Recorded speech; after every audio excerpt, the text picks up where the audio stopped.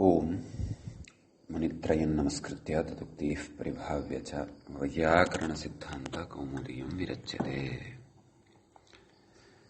सर्वेभ्यः श्रोतृभ्यः नमः।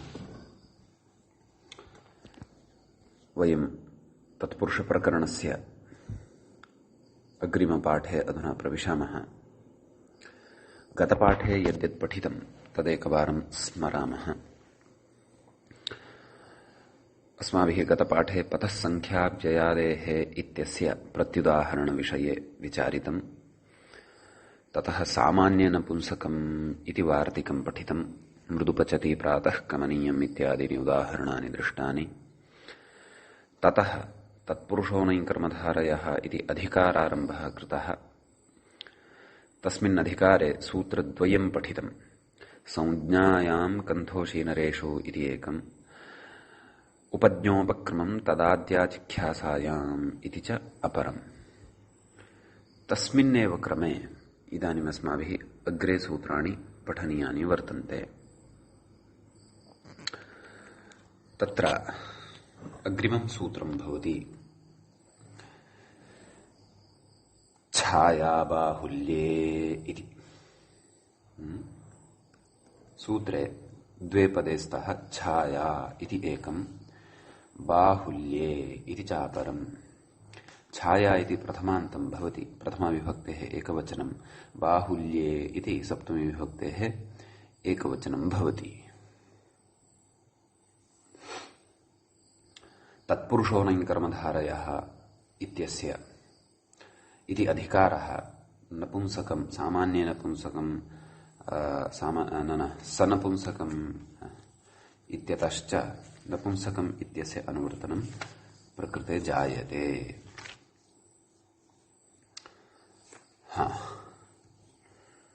तत्र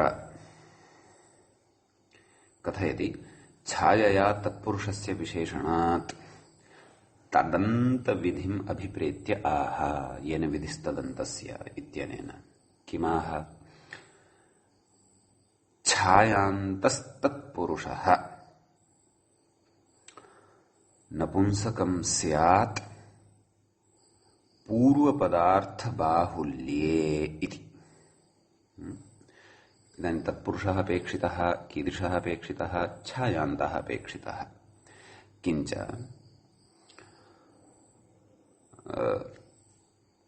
तत्पुरुषो नञ् कर्मधारयः इति नियमानुसारं नञ् भिन्नः तत्पुरुषः अपेक्षितः, कर्मधारय भिन्नश्च तत्पुरुषः अपेक्षितः, छायान्तस्तु अपेक्षितः। तर्हि तादृश छायान्तः तत्पुरुषः नपुंसकलिङ्गत्वं भजते पूर्वपदार्थबाहुल्ये। नाम तत्र पूर्वपदार्थस्य बाहुल्यं स्यात्। पूर्वपदार्थस्य तत्र एकत्वम् अथवा द्वित्वम् अथवा न्यूनत्वम् इति न स्यात्, बाहुल्यमेव स्यात् इति सूत्रस्य अर्थः भवति। बाहुल्येन अत्र बहुवचनान्तता विवक्षिता वर्तते। तत्र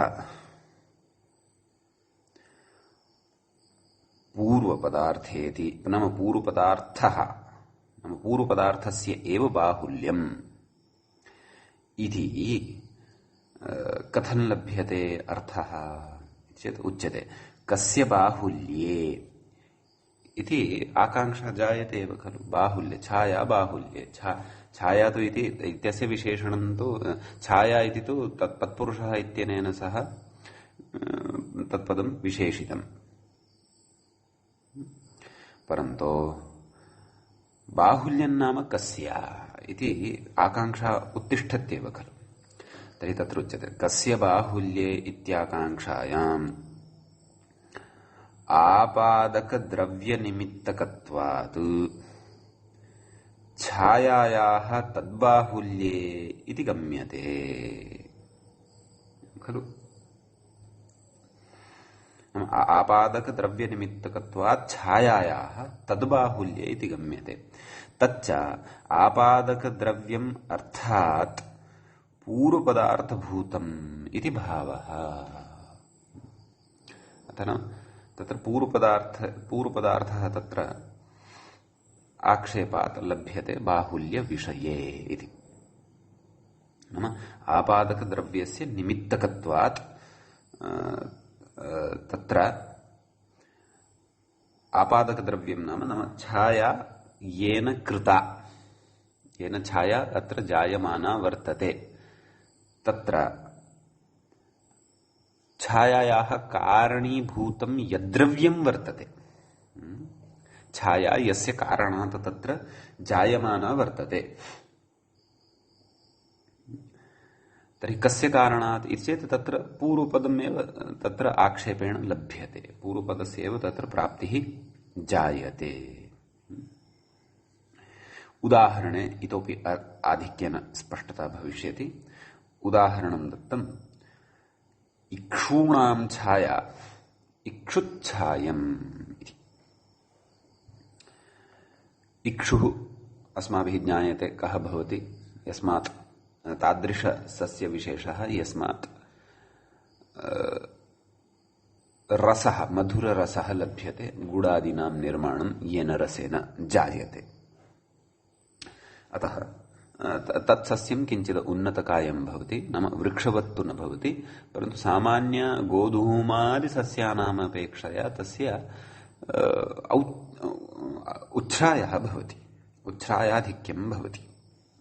अतः तेषाम् इक्षूणां छाया इक्षुच्छायम् इति भवति। तर्हि इक्षूणां छाया इत्यत्र पश्यन्तु, तत्र नाम इति विग्रहदर्शनेन ज्ञायते यत् प्रकृते न तत्पुरुषसमासः नास्ति, न च कर्मधारयः वर्तते, षष्ठीसमासः वर्तते, षष्ठी तत्पुरुषसमासः वर्तते। अतः अनै कर्मधारयः इति यदा याति तदपि अत्र सापि अपेक्षा अत्र पूर्तिं गच्छति। तर्हि अयं तत् इक्षूणां छाया इक्षुच्छाया इत्यवस्थायां तत्र परत्वात् स्त्रीत्वम् अस्य शब्दस्य प्राप्तम्, पर्वल्लिङ्गं द्वन्द्वतत्पुरुषयोः इत्यनेन, परन्तु स्त्रीत्वं नापेक्षितं, छायान्तस्य नपुंसकत्वम् अपेक्षितं बाहुल्ये गम्यमाने। प्रकृते येषां छाया वर्तते ते सन्ति बहवः खलु। अतः एतादृशछायायां गम्यमानायां छायान्तस्यास्य तत्र नपुंसकत्वं भवति। नपुंसकलिङ्गविधानानन्तरं ह्रस्वो नपुंसके प्रातिपदिकस्य इत्यनेन ह्रस्वविधानं भवति। इक्षुच्छाया इति, इक्षुच्छायः इत्यत्र तु छेच इत्यनेन नित्यतया तुकु, ह्रस्वात् परत्वात् छकारस्य। अतः इक्षुच्छायम् इति प्रयोगः सिद्धः भवति। व्याख्याता कथयति, बाहुल्ये किम् इति। बाहुल्ये इति नोच्येत यदि, तर्हि कुड्यस्य छाया कुड्यच्छाया इत्यत्रापि तत्र नपुंसकत्वं यथा न स्यात्। अत्र पश्यन्तु, कुड्यस्य इति एकवचनान्ततया श्रूयते, षष्ठ्यन्तं पदम् एकवचनान्तं श्रूयते। तर्हि कुड्यस्य इति यस्य छाया वर्तते तस्य बाहुल्यं नास्ति, तस्य एकत्वमेव नास्ति, तस्य बहुत्वं नास्ति, एकत्वम् एव अस्ति इति। अतः तत्र बाहुल्ये इति नोच्येत, छाया एतावदेव यदि उच्येत, तर्हि छायान्तः तत्पुरुषः नपुंसकं स्यात् इति इत्येव यदि उच्येत, तर्हि एकवचनान्त नाम पूर्वपदस्य एकवचनान्त विषये सत्यपि तत्र नपुंसकत्वं भवेत्, कुड्यच्छायम् इति स्यात्। तर्हि कुड्यच्छायम् इति न भवेत् इति तत्र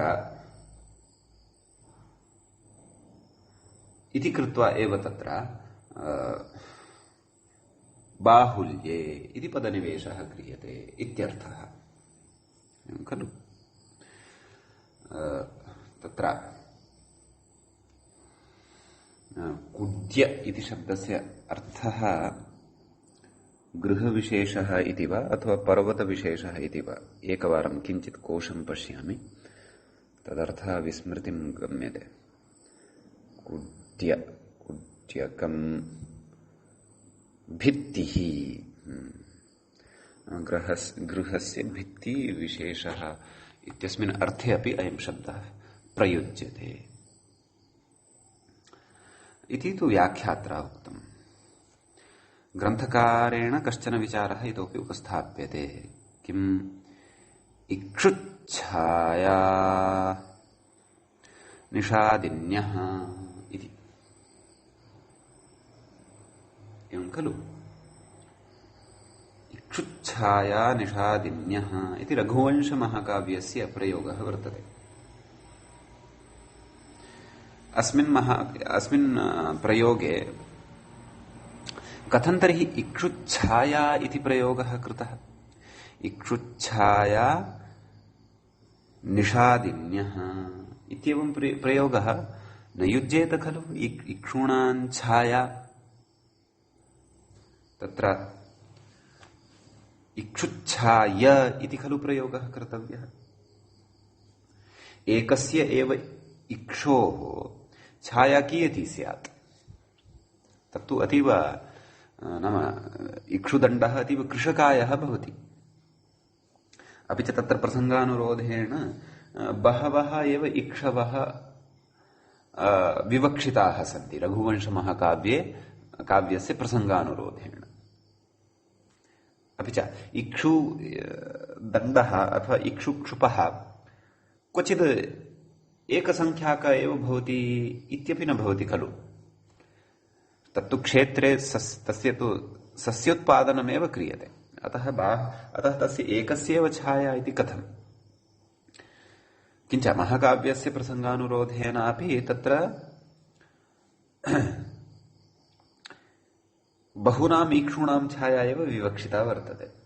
तथा चेत् कथं कविना कालिदासेन तत्र इक्षुच्छाया निषादिन्यः इति प्रयोगः कृतः?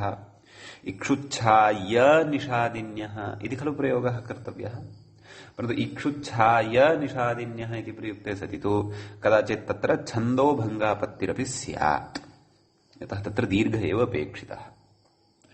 कथं तर्हि अयं प्रयोगः सिद्ध्येत् इति चेत् कथयति तत्र किम्? इक्षुच्छाया निषादिन्यः इति तु आसमन्तान् निषादिन्यः इति आङ्श्लेषः बोध्यः। भोः, तत्र इक्षुच्छाय इत्येव अस्ति, इक्षुच्छाया इति नास्ति। तर्हि कथं छाया इति श्रवणम् आकारान्तस्य चेत् तत्र यः आकारः श्रूयते सः आकारः इक्षुच्छाया इति छाया शब्दस्य आकारः नास्ति।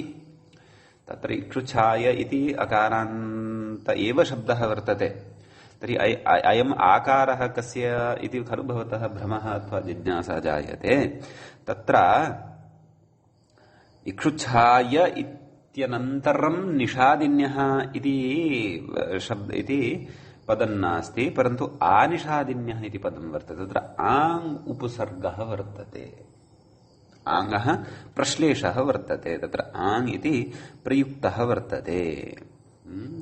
तथा चेत् इक्षुच्छाय आनिषादिन्यः इति मेलनेन सवर्णदीर्घं विधाय इक्षुच्छाया निषादिन्यः इति भवति खलु। अतः तत्र काव्यपठनसमये एवं रीत्या तत्र संगतिः ज्ञातव्या। अपाणिनीयः स प्रयोगः इति तु नैव भ्रमितव्यम् इति ग्रन्थकारेण काव्यस्य कस्यचित् एकस्य उदाहरणं दृष्ट्वा अनुसन्धानात्मकदृष्ट्या अत्र काव्यगतः परिष्कारः अथवा काव्यगतम् अवगमनं कारितम्। एतावान् विशेषः अस्मिन् सूत्रे वर्तते। ततः अग्रिमं सूत्रं भवति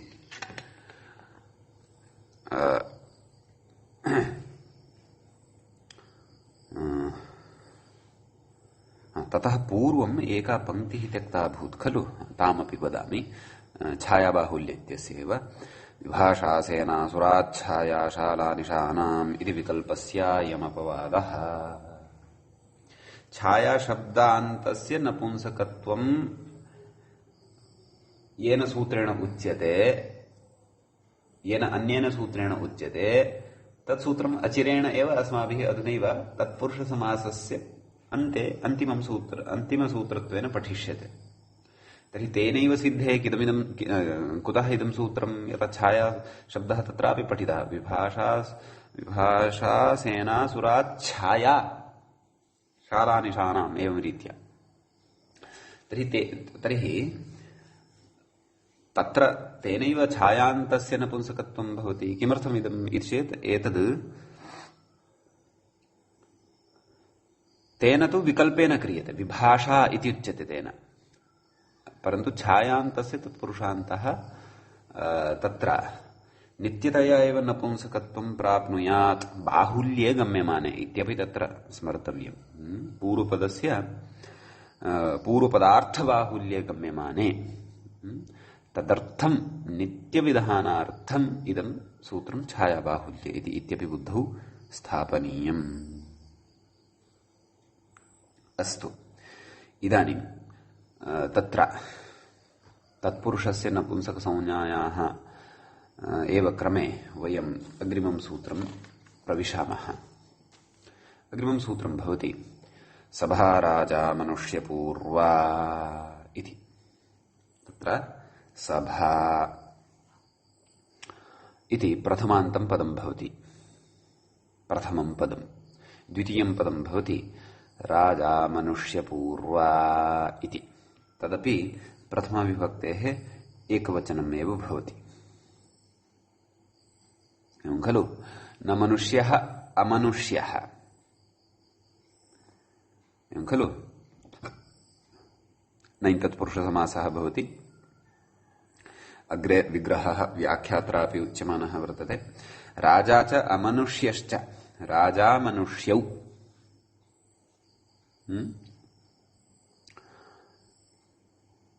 इतरेतरयोगद्वन्द्वः। राजा मनुष्यौ पूर्वौ यस्याः सा राजा मनुष्यपूर्वा का सभा। सभा इति पदस्य विशेषणं पदं भवति सूत्रे इदम्। बहुव्रीहि समासः अत्र वर्तते, खलु।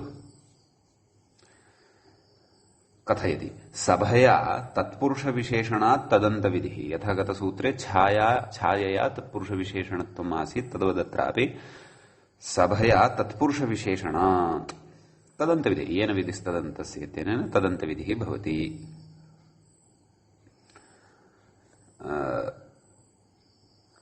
अग्रे कथयति राजशब्देन राजपर्यायः एव विवक्षितः,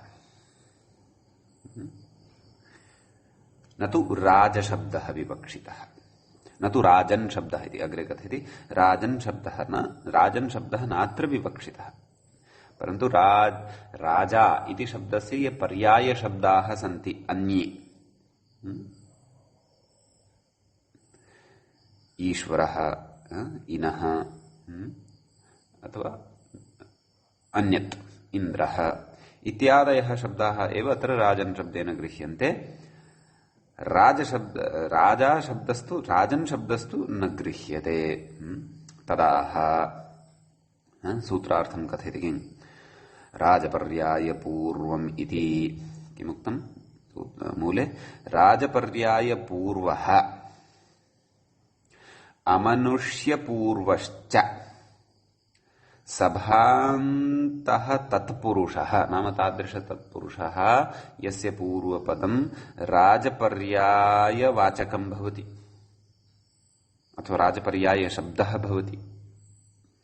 अपि च अमनुष्यपूर्वश्च सः सभान्त तत्पुरुषः भवेत् खलु। तर्हि तादृश तत्पुरुषः यः तस्य तत्पुरुषस्य नपुंसकसंज्ञा भवति नपुंसकलिङ्गसंज्ञा भवति इत्यर्थः। एवं किल। उदाहरणम् इनसभम् ईश्वरसभम् इति विग्रहः क्रियते। तत्र इनः अर्थात् राजा। अतः विग्रहः कर्तव्यः इनस्य सभा अथवा ईश्वरस्य सभा तदेव कथयति व्याख्याता। इनस्य ईश्वरस्य वा सभा इति विग्रहः। अग्रे कथयति इनेश्वरशब्दौ राजपर्यायौ इति भावः। पर्यायमात्रग्रहणे प्रमाणं दर्शयति। भोः अत्र राजन् शब्दस्य पर्यायशब्दाः एव ग्राह्याः इत्यत्र किं प्रमाणं? तस्य प्रमाणं कथयति पर्यायस्यैवेष्यते इति वार्तिकम्। नाम राजन् इति शब्दस्य पर्यायभूतस्य एव तत्र इष्यते पूर्वपदत्वम्। कुतः? भाष्यकृता इति शेषः। नाम भाष्यकृता इदं वचनम् उक्तम् तत् भाष्यस्थम् इदं वार्तिकम् इत्यर्थः। स्वं शब्दस्य शब्दसंज्ञा इति सूत्रे जित्पर्यायवचनस्यैव राजाद्यर्थम् इति वार्तिकम् भाष्ये पठितमिति भावः। भाष्ये पठितं वार्तिकम् अर्थतः संगृह्य अत्र कथितवान् किम् पर्यायस्यैवेष्यते इति। जित्पर्यायवचनस्यैव नाम जयति यः सः जित् यस्य सर्वत्र जयः भवति सः कः? राजा इत्येव खलु। अतः तत्पर्यायवचनस्य एव राजाद्यर्थम् इति वार्तिकस्य अभिप्रायं संकलय्य अत्र कथितवान्। नाम राजन् शब्देन तत्र तस्य पर्यायशब्दः एव ग्राह्यः न तु राजन् शब्दस्य आनुपूर्वी तत्र ग्राह्या इति स्वं शब्दस्य शब्दसंज्ञा इति सूत्रे भाष्ये भाष्यकृता उक्तम् इत्यर्थः। एवं किल। अतः इनसभम् इनस्य सभा इनसभा ईश्वरस्य सभा ईश्वरसभा तत्र इन ईश्वर इति शब्दद्वयमपि राजपर्यायभूतं वर्तते। अतः तत्र सभान्तत्वात् सभा राजा मनुष्यपूर्वा इत्यनेन सूत्रेण नपुंसकत्वं भवति। इनसभम् ईश्वरसभम् इति नपुंसकलिङ्गे एव प्रयोगः क्रियते। एवं किल। तर्हि राजन् शब्दस्तु प्रकृते न गृह्यते अतः तस्य पर्यायः एव गृह्यते इति कृत्वा कथयति नेह राजसभा चन्द्रगुप्तसभा। राजन् शब्दपूर्वकत्वे अपि अत्र राजपर्यायपूर्वकत्वं नास्ति इति भावः। राजन् शब्दः राजन् शब्दस्य पर्यायवाचकः शब्दः नास्ति परन्तु राजन् शब्दः एव अस्ति। तस्य पर्यायवाचकशब्दाः तु इनः ईश्वरः इन्द्रः इत्यादयः। अतः प्रकृते नपुंसकत्वमपि न भवति। राजसभा इत्येव उच्यते चन्द्रगुप्तसभा इत्येव उच्यते। यदि तु तस्य पर्यायशब्दः प्रयोक्तव्यः तर्हि सुतरां स्त्रीलिङ्गत्वं तत्पुरुषस्य न वक्तव्यं नपुंसकलिङ्गत्वमेव वक्तव्यम्। इनसभम् राजसभम् इत्येवं रीत्या।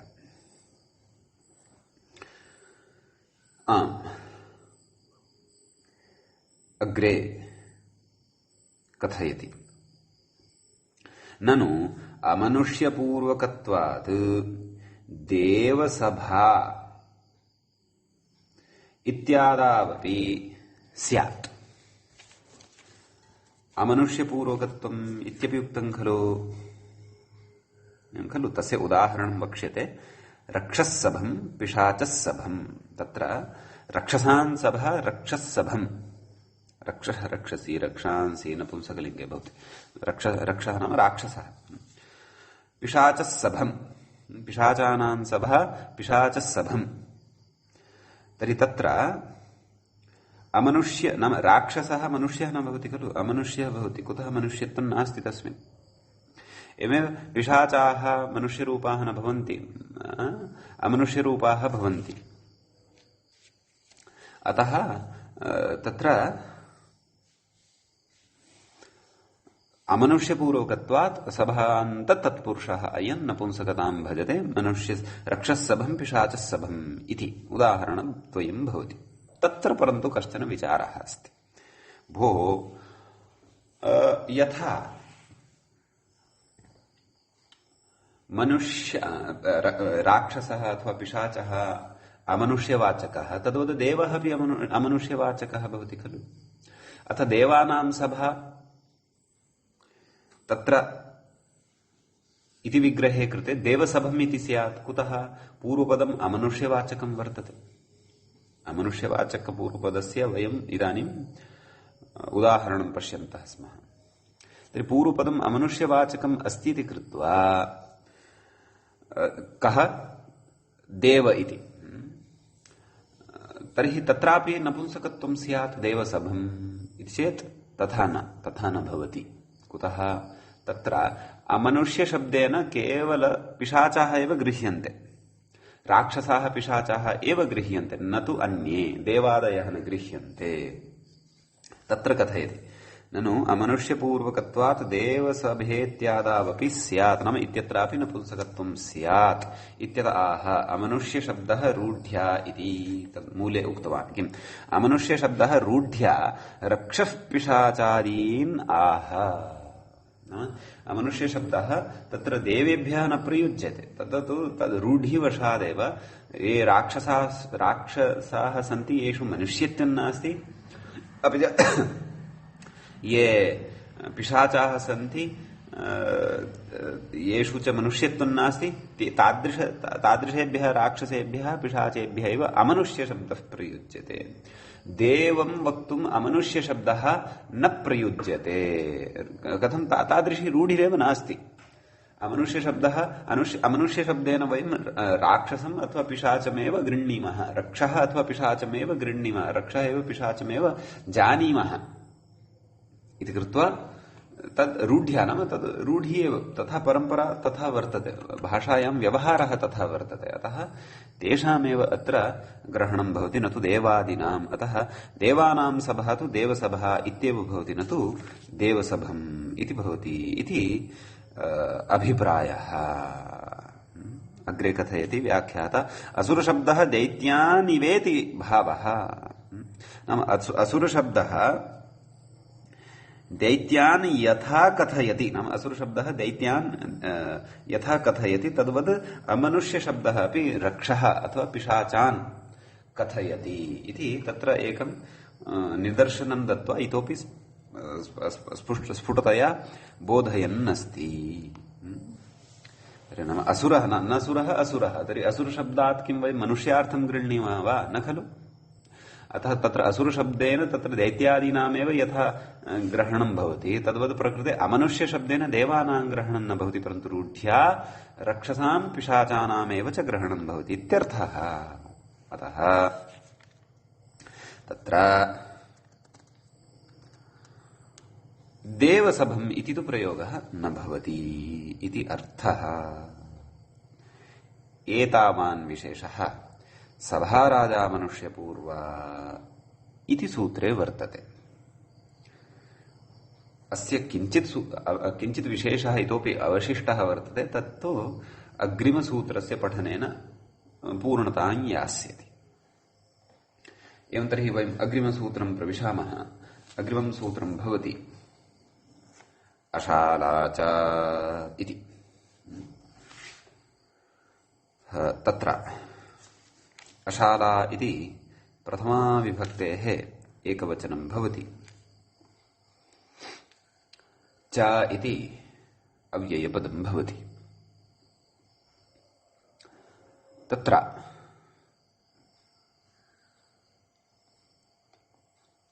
न शाला अशाला तावदेव तत्पुरुषः न तत्पुरुषः च इति अव्ययपदं तु उक्तमेव सभा राजा मनुष्य पूर्वा इत्यस्मात् सूत्रात् सभा इति अनुवर्तते तत्पुरुषो न कर्मधारयः इति अधिकारः वर्तते स नपुंसकम् इत्यस्मात् नपुंसकम् इति अनुवर्तते एवं किल तत्र कथ्यते अशाला च व्याख्याता कथयति अशालार्थकेत्यर्थः नाम अशालार्थका सभा तर्हि सभा इति अनुवर्तते खलु तेन सभा इति शब्देन सह सम्बन्धः स्थापनीयः कथयति सभा शब्दः शालायां सङ्घातार्थे च वर्तते इति योऽयं सभा शब्दः तस्य शाला इत्यपि अर्थः वर्तते सङ्घातः नाम समूहः इत्यपि अर्थः वर्तते एवं तर्हि प्रकृते अर्थद्वयमपि मनसि कृत्य सूत्रार्थे प्रवर्तनीयम् तत्र कथयति तत्र राजा मनुष्य पूर्वकस्य शालावाचिनः सभा शब्दस्य पूर्वसूत्रे क्लीबत्वम् उक्तम् सत्यं तदस्माभिः पठितं विस्तरेण सम्प्रति नाम अधुना तु अनेन सूत्रेण सङ्घातवाचिनः सभा शब्दस्य क्लीबत्वम् उच्यते अशाला नाम न शाला नाम अशालार्थे तर्हि अशालार्थः कः भवति सभा इत्यस्य अवशिष्टः अर्थः नाम सभार्थः खलु तत्र शालावाचिनः यः सभा शब्दः तद्विषये तु क्लीबत्वं पूर्वमेव उक्तम्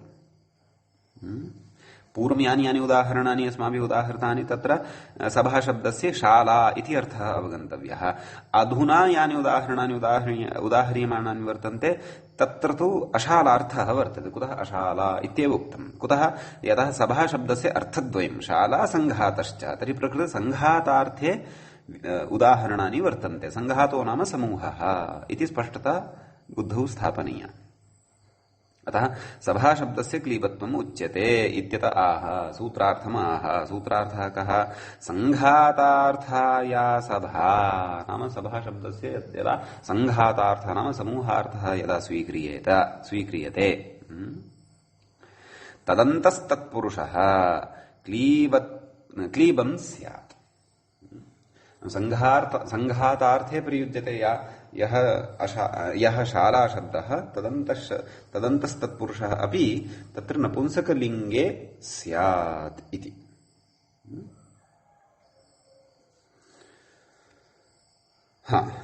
सभा शब्दः इत्यर्थः उदाहरणं पश्यामः स्त्रीसभं कः अर्थः स्त्रीणां सङ्घातः इत्यर्थः एवं खलु नाम स्त्रीणां समूहः इत्यर्थः अतः प्रकृते सङ्घातार्थपरकसभान्त तत्पुरुषस्य सङ्घातार्थे प्रयुक्तः यः सभाशब्दः प्रकृते तदन्तस्य अस्य तत्पुरुषस्य अनैकर्मधारयस्य नपुंसकत्वं भवति अतः स्त्रीसभम् इत्येव वदामः न तु स्त्रीसभा तदेव अग्रे स्पष्टीकुर्वन् कथयति स्त्रीसङ्घात इत्यर्थः प्रत्युदाहरणं कथयति मूले अशाला किं धर्मसभा प्रकृते अशालार्थः नास्ति धर्मस्य सभा इत्यत्र अशालार्थः नाम सङ्घातार्थः नास्ति प्रकृते तु शालार्थः वर्तते तर्हि कोऽर्थः धर्मशाला इत्यर्थः तर्हि पूर्वसूत्रे यानि उदाहरणानि उदाहृतानि तत्रापि इनसभं नाम राज्ञः शाला इत्यर्थः ईश्वरसभं नाम राज्ञः शाला इत्येव तत्रापि अर्थः ग्राह्यः इति अतः प्रकृतेपि धर्मसभा इत्यत्र सभा शब्दः न सङ्घातवाचकः अपि तु शालावाचकः इति कृत्वा तत्र नपुंसकत्वं न भवति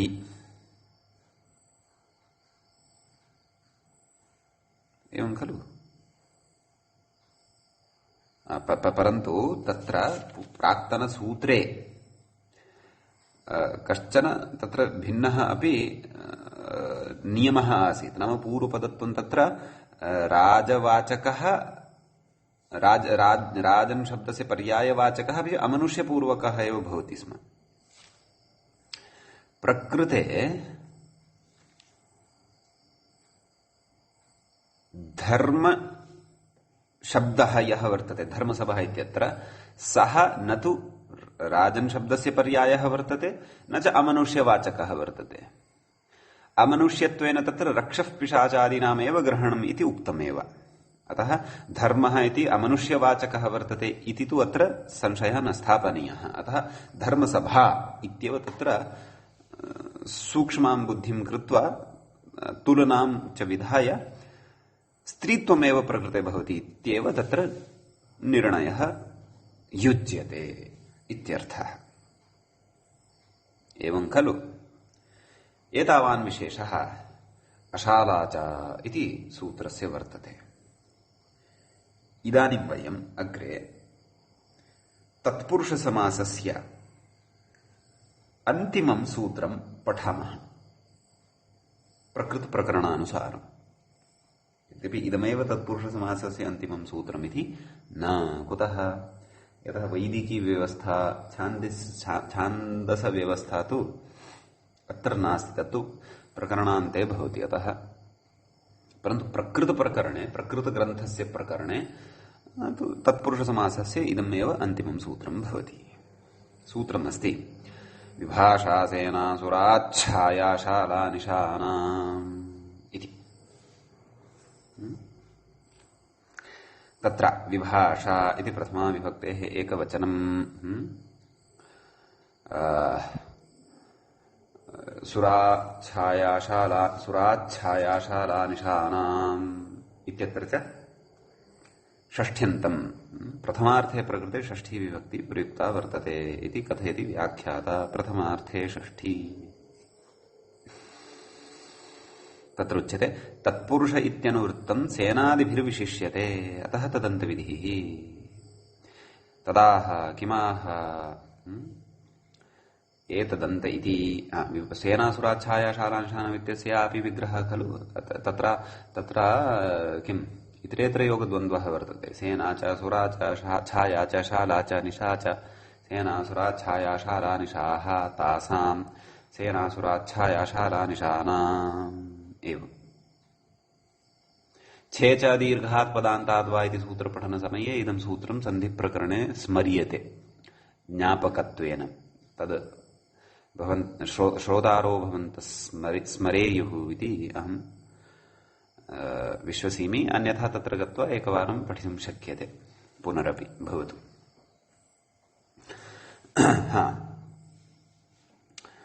तत्र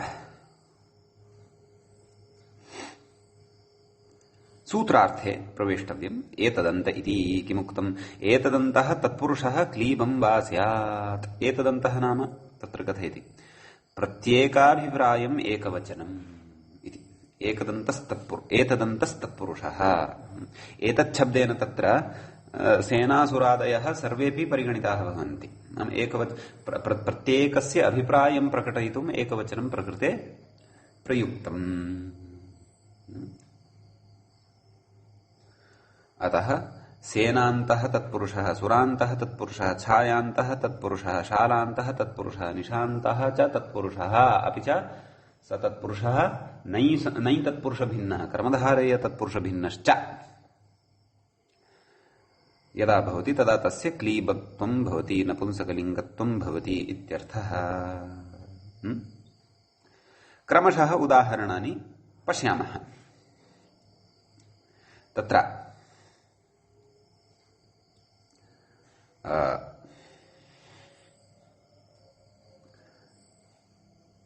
भवति सेनान्तमुदाहरणमस्ति। ब्राह्मणानां सेना विकल्पेन विभाषा नपुंसकत्वं भवति, तदपि स्मर्तव्यम्। ब्राह्मणानां सेना, ब्राह्मणसेनम् अथवा ब्राह्मणसेना। अग्रिमः शब्दः सुरः सुरशब्दः सुरन सुरा इति शब्दः यवानां सुरा यवसुरम् अथवा यवसुरा यवः नाम धान्यविशेषः तेन निर्मिता सुरा तद्भवति सुरा नाम औषधविशेषः अस्तु कुड्यस्य छाया तत्र एकत्वेनापि विग्रहः भवितुम् अर्हति बहुत्वेनापि विग्रहः भवितुम् अर्हति किल प्रकृते तु एकत्वमेव विवक्षितं स्यात् यथा बाहुल्ये सति तु छाया बाहुल्ये इत्यनेन नित्यनपुंसकत्वमेव स्यात् एवं किल अतः प्रकृते तत्र कुड्यस्य छाया इति विग्रहं प्रकटय्य कुड्यच्छाया इति विकल्पेन रूपद्वयं भवति प्रकृतसूत्रेण विकल्पेन नपुंसकत्वविधाने सति नपुंसकत्वे सर्वत्रापि न ह्रस्व नपुंसके प्रातिपदिकस्य इत्यनेन ह्रस्वविधानमपि अवगन्तव्यं यथा पूर्वम् इदानीं शाला तत्र गवां शाला अपि च गवां शाला गोशालं गोशाला इति विकल्पेन रूपद्वयं भवति एवमेव अग्रे निशा शुनां निशा खलु शुनकानां निशा इत्यर्थः कुक्कुराणां निशा इत्यर्थः श्वनिशम् अथवा श्वनिशा यद्यपि निशा तु सर्वेषामेव भवति परन्तु लाक्षणिकः अयं प्रयोगः श्वानः शुनकाः यद्रात्रौ सम्यक् भषणं कृत्वा कृत्वा कृत्वा कृत्वा तां निशां प्रसिद्धिमेव नयन्ति अरे आरात्रं तत्र एते धूर्ताः शुनकाः खलु बहु कोलाहलं कृतवन्तः इति अतः अद्य तु श्वनिशम् एव प्रवृत्तम् अथवा श्वनिशा एव प्रवृत्ता इति तत्र वक्तुं शक्यते अयं प्रयोगः एवं किल तत्र व्याख्याता कथयति अस्मिन् विषये किमपि शुनो निशा इति विग्रहः कृष्णचतुर्दशी इत्याहुः कृष्णचतुर्दश्याः अपि नामान्तरम् अस्ति इति ज्योतिर्ग्रन्थेषु क्वचित् उक्तं स्यात्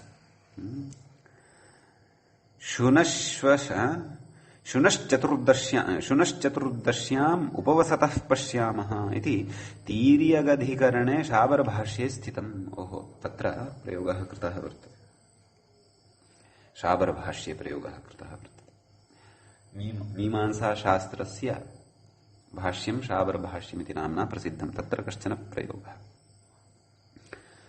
एवं खलु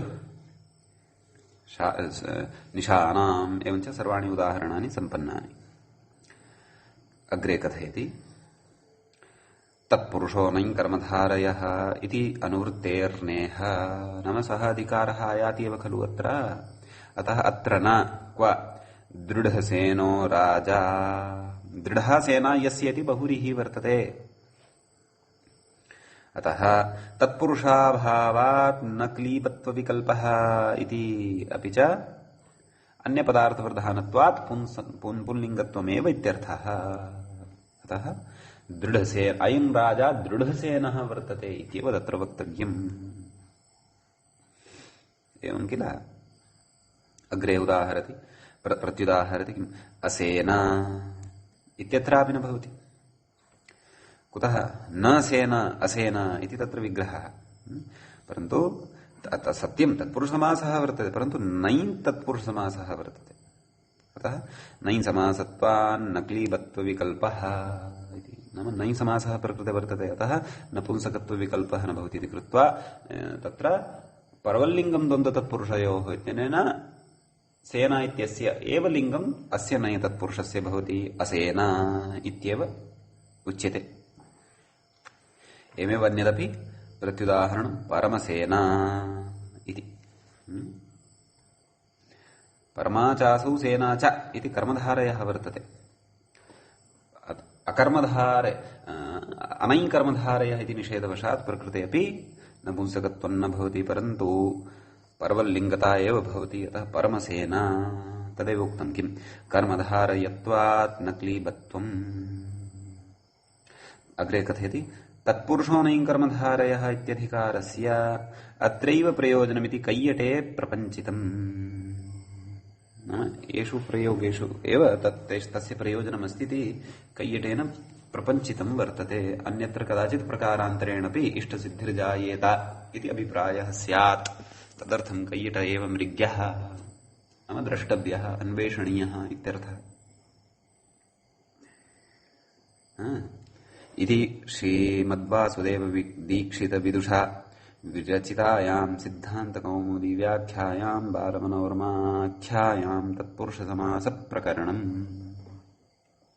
इति तत्पुरुषसमासप्रकरणम्। एवञ्च एतावता तत्पुरुषसमासस्य अपि इदानीं समाप्तिः अभूत्। अग्रिमे पाठे वयम् अग्रिमसमासप्रकरणं नाम बहुव्रीहिः इति समासप्रकरणम् आदाय उपस्थिताः भवामः। तत्पुरुषस्य अतीव गभीराः बहवः च विचाराः अस्माभिः पठिताः एतावता। तेषु च विचारेषु अस्माभिः बुद्धिः कर्तव्या। ते विचाराः यदि बुद्धौ सर्वदा तिष्ठेयुः इति यदि वयं श्रोतारः अथवा अध्येतारः इच्छेम तर्हि नूनमेव अष्टाध्याय्याः पारायणं तु न त्याज्यम्।